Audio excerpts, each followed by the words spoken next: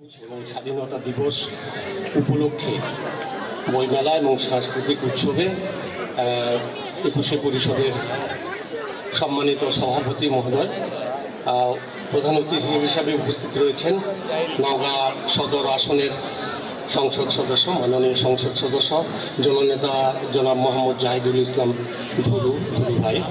এখানে আরও বিশেষ অতিথি হিসাবে উপস্থিত রয়েছেন সম্মানীয় পুলিশ সুপার মহোদয় জনাব মোহাম্মদ তারিকুল ইসলাম, আমাদের ২১শে পরিষদের উপদেষ্টা মণ্ডলীর সম্মানিত সদস্যবৃন্দ, এখানে মেলা প্রাঙ্গণে সুধীবৃন্দ এবং সাংবাদিক এবং বিভিন্ন পর্যায়ের জনসাধারণ, বিভিন্ন শ্রেণীর পেশার মানুষ যারা এখানে উপস্থিত হয়েছেন, সবাইকে ২১শে পরিষদের পক্ষ থেকে শুভেচ্ছা জানাচ্ছি।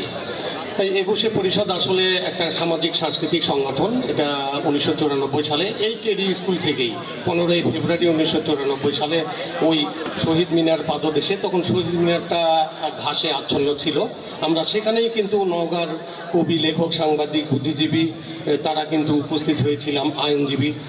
আজকের সেই সংগঠন আজকে ৩২ বছর পার করে আমরা ৩৩-এ পা দিয়েছি। এই সংগঠনের অনেক কাজ রয়েছে, নানাবিধ কাজ রয়েছে।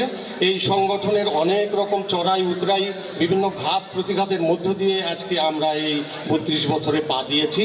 আমরা মনে করি ২১শে পরিষদ থাকবে, ২১শে পরিষদ একটা ধারাবাহিক কার্যক্রম থাকবে, প্রজন্ম থেকে প্রজন্ম দর এই সংগঠন বেঁচে থাকবে, মানুষের হৃদয় জয় করে থাকবে, মানুষের মাঝে থাকবে, মানুষকে নিয়ে চিন্তা করে অনেক কাজ রয়েছে। আমি এগুলো বলে শেষ করতে পারবো না, শুধু একটু কথা বলি।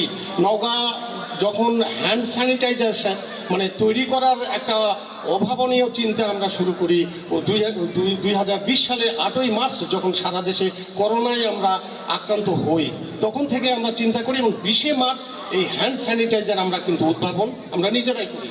তো আমাদের অনেক ধরনের কাজ রয়েছে, সাহিত্য, সাংস্কৃতিক, তারপরে আমাদের গ্রামীণ ঐতিহ্য, আমরা পুতুল নাচ, আমরা যাত্রাপালা, বাংলার আবহমান, বিভিন্ন ধরনের হারিয়ে যাওয়া লোককথা, আমরা যে আস্তান মোল্লা নওগাঁর কৃষক বিদ্রোহের নেতা, যাকে আমরা নওগাঁর মাটি মানুষ শ্রদ্ধা করে স্মরণ করি, সেই আস্তান মোল্লাকে নিয়ে আমরা প্রথমবারের মতো ৯১ বছর পর তাকে কিন্তু আমরা স্মরণ করেছি।